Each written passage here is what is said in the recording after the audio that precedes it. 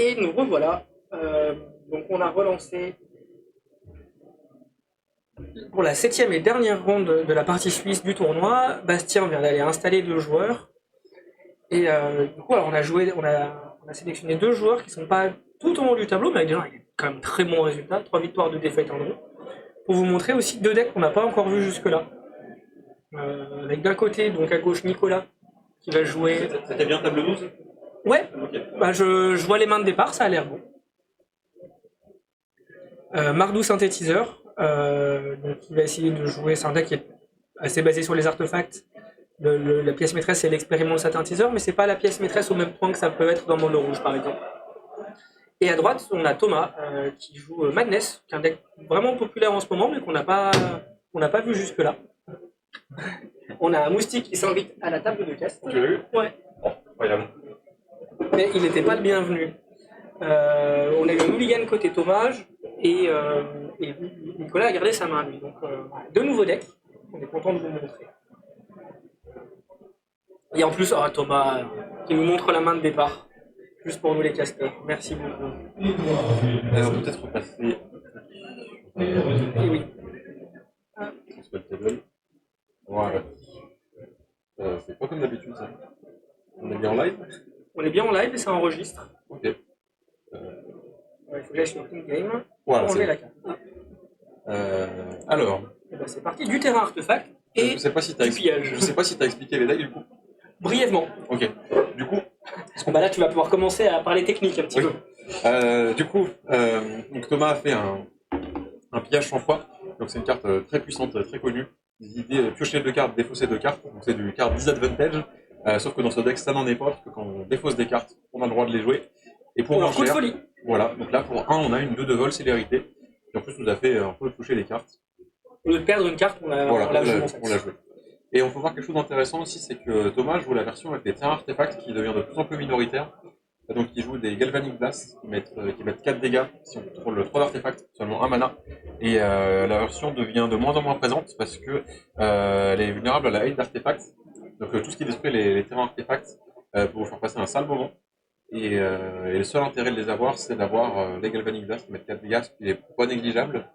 Mais Du coup, Malès, c'est un mec qui essaye de burn quand même, donc on va essayer de. Oui. C'est important de pouvoir burn de façon efficace. C'est ça. Mais du coup, le plus efficace, c'est Galvanic Blast, mais on s'ouvre à de la. C'est ça. À des défaites sur. Là, par exemple, si son adversaire a un Shaman Gorille, bon, ce qui n'arriverait pas à la première partie, il pourrait détruire ces 2 terrains. Un Dust to Dust le mettrait. Voilà, c'est ça. L'enterrerait. De l'autre côté, on voit des ponts, donc c'est indestructible. Donc on a beau essayer de les détruire avec des incendies, ça marche pas. On rampe et on pioche des cartes. Ouais, j'avais décalé un peu par rapport à la bâche. Oui, on est bon.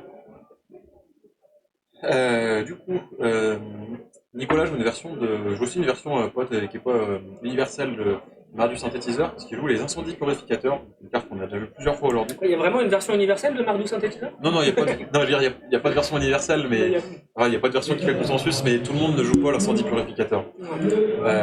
Du coup, qui est joué un peu par opportunisme simplement. On a déjà les terrains artefacts parce qu'on veut pouvoir jouer des rats pas chers. Voilà, et qu'on est un tricolore, donc on a besoin de bilan. Bilan d'eau. Est-ce que j'ai écrit? Attends, bien un dé. Voilà. Voilà.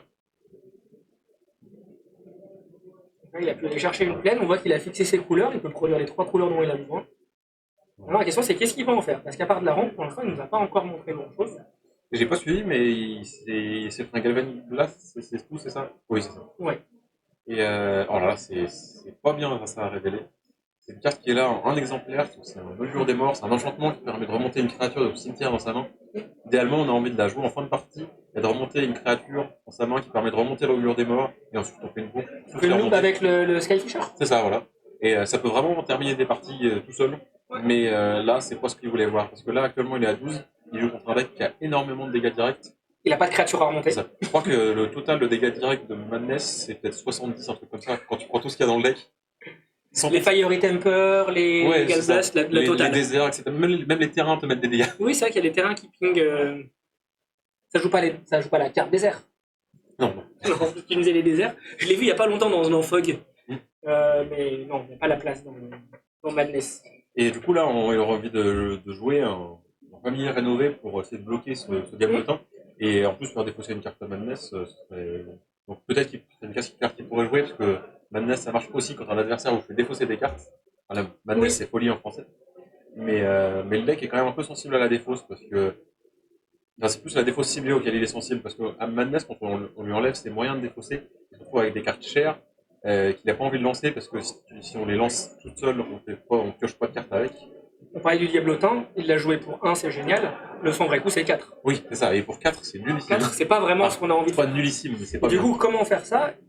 Donc là, il se retrouve à jouer avec les cartes pour le vrai prix. Ça, voilà, et surtout, il y a déjà le coût en mana, mais il y a aussi le fait que tu ne pioches pas de carte en la lançant, qui affecte vraiment le deck, parce que si on joue cette carte dans Madness, c'est pas simplement parce que ça met 3, c'est parce que ça met 3 en se recyclant. Oui.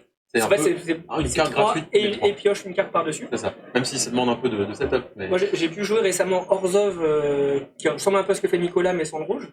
Il faut trouver les fenêtres avec le familier pour leur faire défausser sans qu'ils puissent mettre des choses en pile, par exemple. Et là, on voit qu'il essaie d'en profiter. Ouais. Parce que. Non, même s'il défausse un truc avec la folie, en fait, il ne pourra pas le rentabiliser. Donc Thomas discard son 4e land. Mais je crois que Magnus peut jouer avec 3 lands, j'imagine. T'as quand même envie d'avoir des terrains pour flashback et faceless footing, et t'as besoin de 4 mana. Mais on voit qu'il a un peu contrebalancé le familier avec ce Carnarium. C'est un cycle de terrain qui permet de faire 2 mana, mais il nous demande de remonter un terrain quand ça arrive en jeu. Ce qui est utile dans le deck parce que ça nous permet de remonter des terrains qu'on pourra défausser derrière pour continuer de creuser, d'alimenter la machine à blast. C'est une machine à blast, c'est comme ça qu'il faut le présenter. C'est un peu ça. Hein. Il y a quelques créatures, mais c'est vraiment pour décorer. J'ai pas vu un message de Invisible Kiss qui nous dit à la fin de l'année s'installer à Lyon et hâte de rencontrer la communauté Popper. On sera ravis de t'accueillir. Avec plaisir, on a un Discord. Et si jamais t'as pas de deck, on prête des decks, on a des sessions à peu près toutes les 2 semaines et on est très accueillant avec les nouveaux joueurs. Entre les rounds, je mettrai un message dans le chat avec l'adresse pour le Discord si jamais tu veux le rejoindre déjà. Tu es le bienvenu, même si tu nous rejoins à Lyon d'ici un moment. C'est un flashback ou c'est un nouveau? Ça ressemble à un flashback. Okay. Ah oui, c'est un flashback. Parce que le Carnarium avec les 2 mana. Oui, il a payé 3 mana. Et du coup, il va faire ce qu'on disait, défausser une carte qui a folie. Et du coup, c'est ce qu'on disait tout à l'heure, il a lancé Faceless Footing du cimetière. Donc, c'était pas de carte disadvantage, c'est une carte du cimetière. Il a pioché 2, défaussé 2, mais il y a une carte qu'il a jouée. Donc, entre le fait que ça vienne du cimetière et le fait qu'il a rentabilisé une des cartes qu'il a défaussées. Il a dépensé aucune carte de sa main, il avait pendant tout son tour, et il a quand même drainé l'adversaire de 3 points de vie. Du coup, il l'a mis à 5, ce qui est pas confortable. Non. C'est 5 points de vie, c'est 2 cartes pour Madness. Je suis pas sûr que Synthé ait des façons de gagner des points de vie.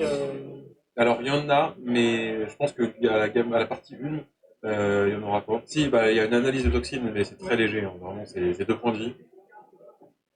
Les versions Orzhov, des fois, te permettent de jouer le ninja qui a le lifelink, mais je pense pas qu'en 3 couleurs, tu te permettes de le jouer. Je pense que... Oui. Souvent, après le sideboard, tu as un artefact qui permet de gagner 3 points de vie en arrivant en jeu. Mais 3 points de vie, c'est sympathique, mais c'est léger quand même. C'est un deck qui est fait pour burn. Et du coup, il a gagné 2 points de vie avec l'analyse de toxine. Donc il l'a pas joué comme mon expert jouait la carte. Ah oui, c'est là. C'est une carte qui permet de donner contact mortel et lien de vie à une créature et de créer un jeton indice. Et généralement, elle est jouée avec le chaman du clan Arc, qui est une carte qui permet de mettre une blessure à toutes les créatures sans le vol. Et donc combiné à la créature qui donne contact mortel et lien de vie, ça fait que vous allez détruire toutes les créatures qui n'ont pas le vol et gagner des points de vie. Et en plus, vous allez avoir un indice qui pioche une carte. Ça, c'est ce qu'on veut. Si ça liste qu'on sacrifie, c'est une source de sanity, c'est encore mieux. Tout à l'heure, on parlait des brass en popper avec le dragon, le brass weapon qui mettait 2 à tout le monde. On disait que c'était la brasse la plus commune, mais la vraie brasse la plus commune, c'est une brasse de 2 cartes, et c'est celle-là. Voilà. Même si elle tue pas tout, mais quand même. C'est au cœur de Grixis Affinity, et c'est utilisé pas que on le voit. Hein, oui. D'autant plus que le chaman peut être utile sans la toxine, et très efficace dans tous les matchs-up avant. Ouais, je crois que c'est peut-être le premier jeton que Thomas a fait jusque-là. Hein. Je crois que... C'est vrai, il s'est débrouillé avec les faceless footing et juste avec ça en fait. Hein. Le faceless et le flashback du faceless, on fait pas mal de boulot pour arriver à utiliser le coup de le faceless footing, c'est une carte vraiment très puissante. Hein. On sait pourquoi c'est banni dans d'autres formats. Enfin, non, d'ailleurs, c'est plus banni en C'est moderne. plus banni en... Est-ce que ça reste banni dans... C'était banni en moderne, mais je sais pas si c'est banni ailleurs. Hein. Peut-être pas. Non. Mais en tout cas, ça a été banni en moderne. Qu'est-ce qu'on peut voir? On peut voir un synthétiseur. Est-ce que c'est une D'ailleurs, makeshift munition qu'on voit? On voit aussi que Nicolas a un deck qui profite d'une carte qui a été débannie, le prisme prophétique, qui était plutôt joué dans le trou, mais comme c'est un deck qui joue des artefacts, qui a besoin d'artefacts à remonter en main pour faire de la value, et qui est tricolore, donc qui a besoin de fixing, le prisme a une place de choix dans le Il a deck. toute sa place, parce qu'il répond un peu à tout ça.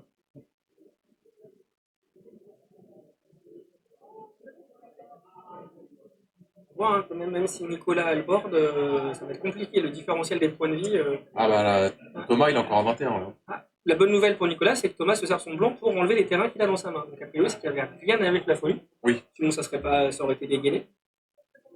Et en plus, je pense pas qu'il ait encore 3 artefacts. Hein. Il y en a plus que 2.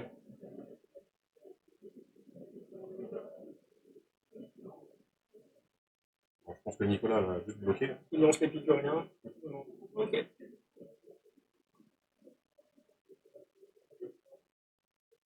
Ah, c'est vrai que oui, il a du. En bien point de vie, il a le Lembas en fait. Oui, on imagine qu'il doit bien jouer 3-4 Lembas. Ah, et en réponse au sacrifice du Lembas, Thomas lui met 4. Donc est-ce qu'il va tenter de le tuer avant qu'il gagne des points de vie? 4 ou oui. pas? Oui. Ah non, attends. Non.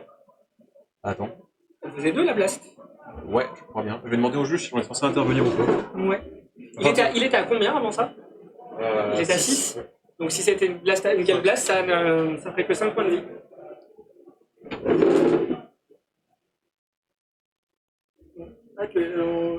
Éthiquement, je sais pas ce qu'on est censé faire. Donc on va aller voir. On a repéré quelque chose. Je pense que c'est on n'a pas de raison de penser que ça soit autre chose qu'une erreur honnête, mais du coup on a vu a priori quelque chose qui n'était pas passé comme prévu. Ça nous laisse le temps d'aller voir du coup au niveau des decklists et des plans de sideboard.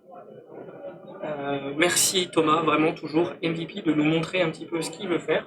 Donc, je crois qu'il a prévu de sortir les snackers qu'on n'a pas vu du tout du game 1, hein, qui sont là vraiment pour faire de la value. Elles sont dans le on les met dans le cimetière dès que possible, et comme c'est un deck qui pioche beaucoup, on n'a pas de problème normalement pour les remonter. Et du coup, si j'ai bien compris sa deuxième action, c'est qu'il nous a montré ce qu'il allait rentrer, et c'est les Smash to Smithereen. Donc c'est de l'anti-artefact. Il va essayer de taper sur les landes de son adversaire et pas que. Et s'il peut le burn en même temps, hein, parce que du coup, Madness, vraiment, on prend tout ce qu'on essaie de faire et on essaie de rajouter une couche de burn par-dessus. Il va essayer de nous faire ça. Donc, je crois que c'est du 4 pour 4. Non, il y a eu 4 snackers qui sortent, 2 smash qui rentrent. Et pour les 2 autres, j'ai pas eu le temps de voir. Surprise. Du côté de Mardou Synthé.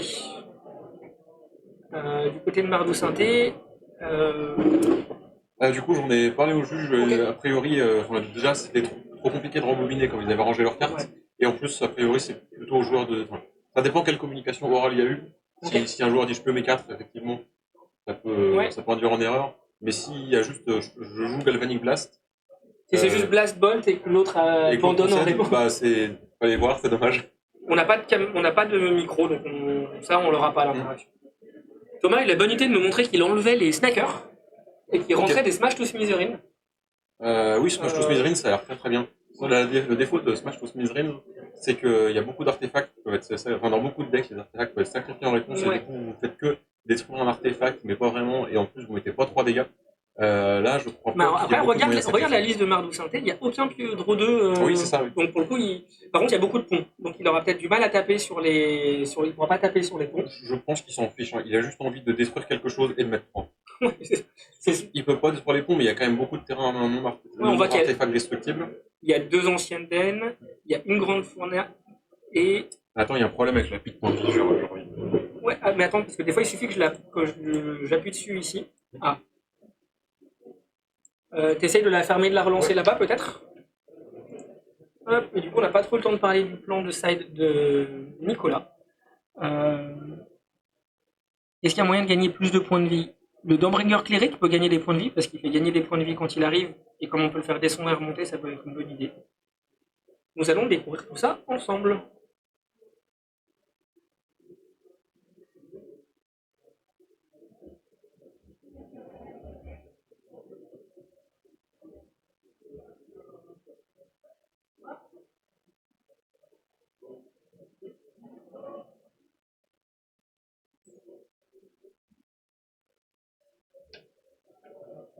Merci Thomas pour une belle main. On joue un gorilla chaman. J'ai vu plein de choses parce que du coup, il a sorti 4 snackers et j'étais pas sûr de ce qu'il avait rentré en plus des 2 smash to figurines et je pense que c'est des gorilla chaman qu'il a dû rentrer aussi. Ok. Qui ça, le joueur de Madness? Le joueur Madness, Ok. ouais.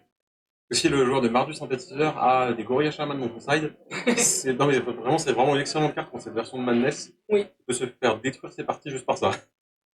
Et des fois, juste de pas avoir les terrains destructibles, il y a de la chance, mais. Là, il avait deux chamans en side, donc je pense que le plan, c'était 2 smash et deux chamans contre les 4 snackers. Après, c'est un peu redondant du coup.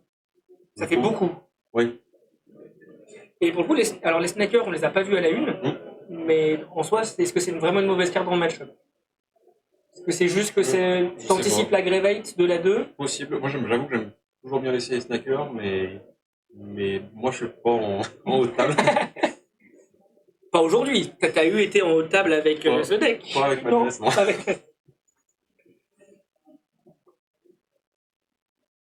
Ouais, non, les Sneaky Snackers, vraiment, on veut jamais les caster, mais elles font quand même beaucoup de boulot. Elles demandent à être gérées. Il y a peut-être pas de CS. Ouais, c'est vraiment une carte qui donne beaucoup plus de charme au deck. C'est une carte qui est bleue et noire, mais qu'on ne lance jamais, qu'on va juste tout le temps défausser. Et comme on a des milliards de moyens de faire défausser une carte et piocher 2 cartes, avec la carte qu'on a en plus pioché dans le tour, on va notre 3e carte qui va la ramener du cimetière. J'ai déjà vu des tours avec 2 jetons sang de sacrifiés, parce que du coup ça permet de. Oui, quand ça. on a des choses à faire avec. Tu pioches 2 cartes, tu fais 2-2 en vol. Premier jeton sang, on met une snackeuse. Deuxième jeton sang, on met une snackeuse. Et puis après, on ramène tout le monde à la fin. On est sur un mulligan à 5 du coup. Je crois qu'on est nul 5 contre une main à 7. Et bon pour Nicolas. Nul 5 sur le play. On va avoir un quart désavantage un peu dur. Il me semble que c'est une ancienne tanière à côté. Les decks synthétiseurs, c'est des decks qui n'ont pas trop de mal à mulligan parce que tu fais beaucoup de value. Mais j'imagine que la version tricolore a plus de mal parce que avec 5 cartes, t'as pas forcément toutes les couleurs. Ok, le prisme va un peu aider quand même. Le prisme va aider et surtout que j'ai vu un Glint Hawk. Ouais, et il a une boussole du navigateur, donc c'est la carte dont je te parlais tout à l'heure qui fait gagner 3 points de vie. Et en plus, je crois que ça fait du mana fixing. C'est le navigateur ce qu'on passe. On va vous chercher tout ça. Et un gorilla chaman qui va manger une tanière. On voit la force des terrains artefacts en popper, mais aussi le fait que du coup ça peut être une target sur comment attaquer les decks. Là, la punition est instantanée. Il fait son premier terrain destructible et il se le fait détruire.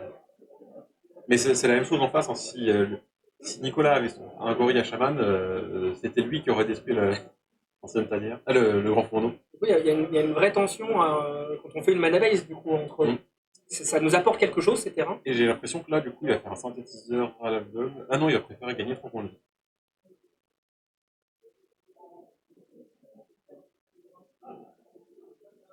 Dans la main, je vois 2 Glinthawk, un familier, qui ne peut pas être casté maintenant parce qu'il n'a pas la couleur de toute manière, et un synthé, je crois. Oui, c'est un synthétiseur. Je pensais qu'il voulait faire ça pour essayer de trouver son terrain, qui était vraiment pas aberrant, parce que c'est un play que t'as pas envie de faire. Mais là, il a 2 Glinthawk en main. Donc il va pouvoir. Tu peux jouer synthétiseur si tu ne trouves pas ton terrain, au tour d'après, tu joues Glinthawk qui refait un effet de synthétiseur. Ok.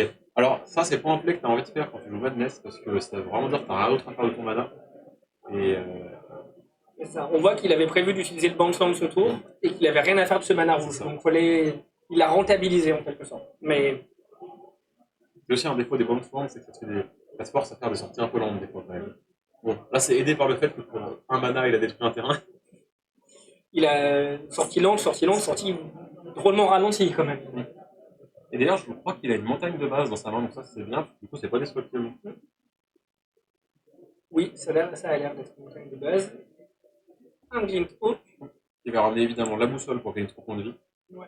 Ce qui équivaut à piocher une carte quand votre adversaire vous met des poudres dans la tête. C'est quasiment un tour. Ouais.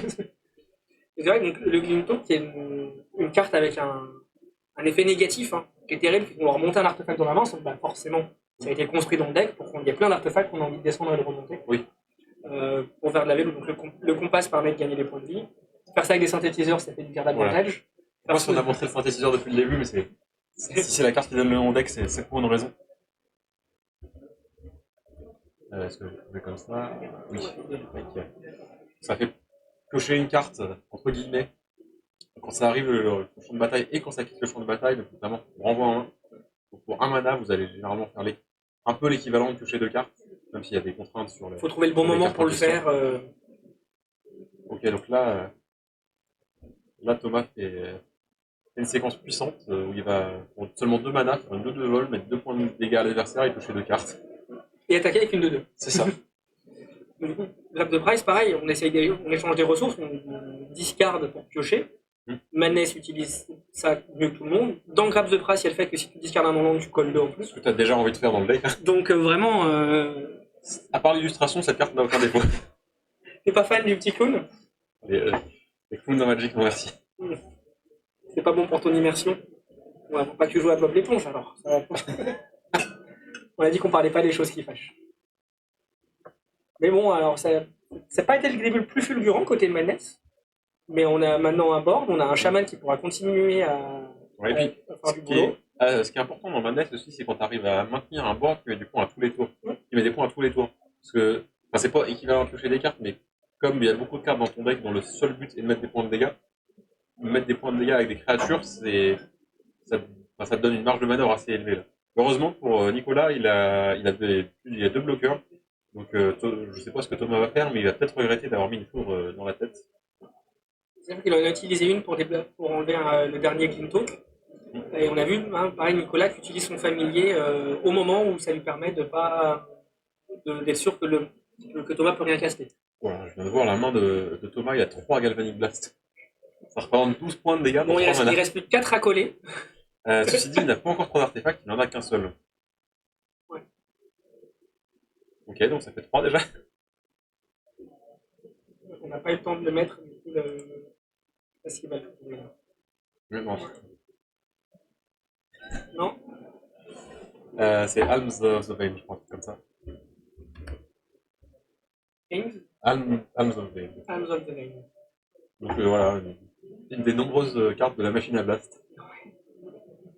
Qui pour 3 est cher et qui pour 1 est gratuite. Pour 1 est vraiment bien en dessous de sa curve.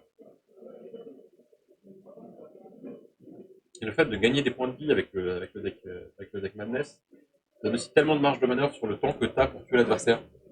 L'adversaire commence à redevenir dans le devant dans la partie, à mettre des créatures et à te mettre des points. Le fait que tu vas monter à 26, 28, 30, ça fait que tu as vraiment du temps. Ça permet de pas trop se préoccuper des attaques de l'autre. Oui. Toi, tu es concentré sur ton plan à toi. Dans une certaine mesure, parce que contre un mono rouge, c'est quand même un peu difficile. Que là, comme ça, le deck Madness paraît vraiment impitoyable, mais les decks mono rouges qui ont tendance à se faire un bord large sont un problème pour le deck, parce que mettre des foudres sur des 1-1, c'est pas ce qu'on a envie de faire. Non, j'aime quand. Ou les Fiery Temper, qui du coup une bolt, mais qui est utilisé pour son coup de manesse, quand ça part sur une de mes créatures.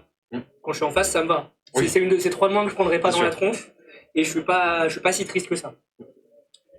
Donc, Nicolas a fait un synthétiseur pour essayer de trouver des choses à faire. Il a vu un pont. Ouais. Et je crois qu'il a un peu à court de cartes. Je crois qu'en moins il a sa boussole, il a rien d'autre. Ouais. Donc, je crois qu'il a un terrain en main. Et avec les decks synthétiseurs, ceux qui les jouent, le fait de tomber à court de value, c'est un peu ce qui nous angoisse. Le genre de synthétiseur, on va jouer des cartes sans jamais que ça s'arrête. Et pour 3 mana, le gorille mange la boussole du navigateur. Oui, c'est vrai, tu peux faire ça aussi. Oh là là. Ah, du coup, il est obligé de défausser un Galvanic Blast parce que Nicolas est remonté à 16 quand même. Ouais. Et puis surtout, il n'y a qu'un seul artefact toujours. Donc il faut piocher autre chose. Il y a des cartes qui lui permettent de faire 2 artefacts d'un coup, notamment les 2 jetons sang. Ouais. C'est Vampire Six, baiser du vampire. Enfin, sympathique comme ça l'est pas. C'est vrai que pour le coup, je crois que Thomas, j'en ai pas vu des 2 parties, mais c'est normalement une vraie partie du plan de jeu, c'est de faire des jetons sang. Oui. Parce que c'est un des moteurs Donc là, on voit sur un Faceless Looting. Ouais, il défausse un terrain. Malheureusement, c'est un terrain artefact, donc le défausser n'est pas gratuit. Mais il fait une 2-2. Et la 2-2, elle prend même des points. C'est ça aussi qui est terrible avec le joueur, avec le deck Madness. C'est que attaquer avec les volantes, c'est toujours risqué parce que tu te dis, il peut faire une 2-2 célérité et je peux me faire punir pour mon attaque. Que chaque point compte vraiment contre Madness. Quand vous voyez qu'on vous des cartes à 1 mana juste pour gagner 3 points de vie, c'est vraiment que chaque point de dégâts compte. Il a suivi avec un Épicure qui a fait un jeton sang, donc il a de quoi continuer à avoir des cartes et à en défausser. Dans la main de Nicolas, il y a un prisme. Ouais, donc il va le jouer tout de suite pour recycler. Pour redraw. Et c'est un terrain de base à côté, c'est l'air d'être un marais. Ouais, c'est un marais. Je pense qu'il va jouer toutes ses cartes. Hein. Il va. L'avantage d'avoir Makeshift Munitions, donc la dernière carte qui est dans sa main, c'est que ça risque de pas être très utile, mais il y a un avantage un peu caché à ça, c'est que on sait que Thomas a rentré Smash to Smithereens, qui détruit un artefact et qui fait perdre 3 points de vie à son contrôleur.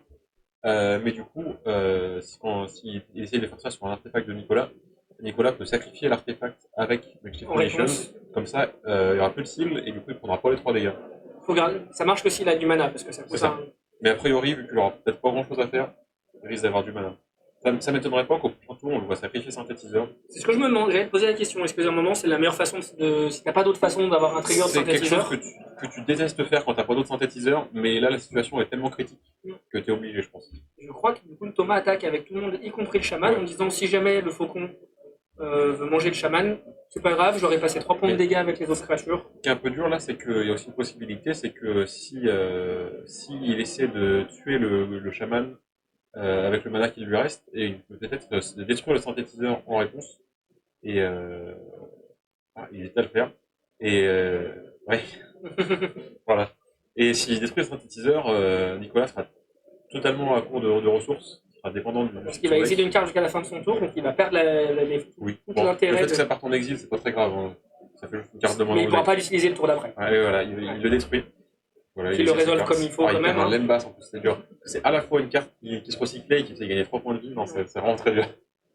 Voilà la conclusion de cette phase d'échange qui est dure. Et du coup, je pense qu'il y a Thomas à Metalcraft, du coup, avec un jeton sang et 2 terrains artefacts. Donc s'il a gardé une partie de ses Galvanic Blast... je pense qu'il en a gardé au moins un. D'ailleurs, tu pensais qu'il en avait 3 en main, tu disais? Ouais, donc je pense qu'il en a 2. Donc 2, s'il est à 9... Ok, on clenche un Core Skyfisher qui fait partie des créatures du deck qui permettent de remonter les artefacts. On en est très loin, on n'est pas dans Doctor Who et on n'est pas en bleu. Donc il a fait une petite danse avec son prisme pour repiocher, on profite de l'ETB du prisme en tant qu'à faire. Oui, c'est ça, oui. Ping de 1 en arrivant. Blast. Il y a des chances. Blast You. Alors tout à l'heure, on a cru qu'il y avait une double main avec double glace, on s'est planté. Est-ce que ce coup-ci, on a... là, j'étais sûr d'en avoir eu 3 tout à l'heure. Oui, voilà. Et du coup, c'est une victoire de Thomas. Le match-up a l'air favorable pour lui parce que le fait que le synthétiseur soit tricolore fait qu'il a besoin de temps pour jouer ses terrains engagés. Ça met du temps à ces setups. Oui, c'est ça. Ouais. La tricolore a du potentiel, mais j'ai vraiment tendance à préférer la version Boros.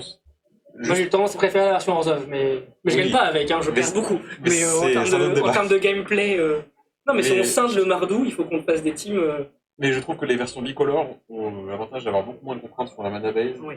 T'es moins vulnérable aux anti-artefacts. On a vu le Gorilla Shaman, là, ça lui a fait beaucoup de mal. Hein. Ah ouais, le Gorilla Shaman Tourin... Alors que dans les versions bicolores, tu peux jouer moins d'artefacts. Moins de terrains artefacts. Je crois que j'avais regardé ta liste quand j'avais voulu faire ma liste pour Orzhov. Tu jouais, je crois, 3 ponts et 2-3 terrains de chaque couleur. J'avais tenté quelque chose, mais j'étais à. Normalement, c'est 4 ponts. Et souvent, tu as 3 ou 4 terrains artefacts destructivement jambés avec le 3. Et j'avais complété avec des Gainland du coup. Parce que mon plan c'était de stabiliser en early aussi. C'est différent mon blanc noir parce que tu as besoin de la réduction de coût pour ton familier. Oui, mais c'est la seule chose pour laquelle j'ai besoin et du coup je me dis que c'est pas. J'ai pas envie de turbo un familier tour 2, c'est pas grave si je fais pas Blood Fontaine ou tout familier. Oui, mais t'es quand même content de les faire pour un mana un peu plus tard. Ah, mais si tu peux faire. Quand tu te mets pour un mana familier, pour un mana Glinto, pour un mana familier, t'as l'impression d'avoir utilisé 3 super mana pour vraiment avoir fait ce que tu voulais faire. Et ben, je crois que ça conclut nos matchs pour les 7 rangs, du coup. C'est ça, normalement, on va avoir un top 8. De ce qu'on m'a dit, les 4 premières tables, les 4 tables les mieux placées ont tous fait un international draw, donc ils se sont mis d'accord pour faire une égalité sans jouer la partie, histoire de s'assurer de faire top 8. Mais la petite subtilité, ce que m'a dit le juge, c'est que il y a quelqu'un il y a quelqu'un qui n'est pas à ces tables-là et qui a un bon départage et qui, s'il gagne, il a gagné a priori. Benjamin, qui était à la table 5, du coup, Je crois que c'est ça, oui. va peut-être pouvoir voler une place. Bah, c'est pas volé, hein, c'est. Enfin, voler, non. Remonter une place. Et, alors, pardon, j'aurais pas dû dire voler, c'est complètement mérité si c'est son cas. C'est plutôt le Robin des Bois qui reprend la place de top 8 à ceux qui font droit intentionnel. Alors, je le vois à 5-2, du coup, Benjamin. C'est peut-être ça. Et Non, je le vois peut-être pas, 9ème. Ah bah du coup ça devait être son adversaire qui pouvait faire. Son adversaire de cette ronde-là. Si Alexandre gagnait. Parce que du coup je crois que je l'ai vu en 4-2-1. Et du coup sinon il aurait été en 5-1-1. Oui c'est ça, oui. Si Alexandre gagnait, il prenait une place en top 8. Donc pas de Robin des Bois malheureusement.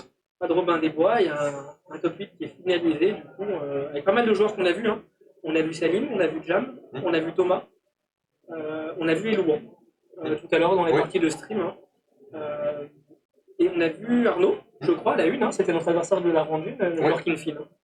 Et même Benjamin qui est 9ème, on l'avait vu, hein, parce que on l'avait casté, il jouait mono rouge. Il jouait contre Thomas à ce moment-là. Oui, c'était à ce moment-là qu'il y avait eu le double Galvanic Blast qu'on avait halluciné. On avait rêvé. C'est ça. On se retrouve pour le top 8. On vous tient au courant sur le stream, à plus tard.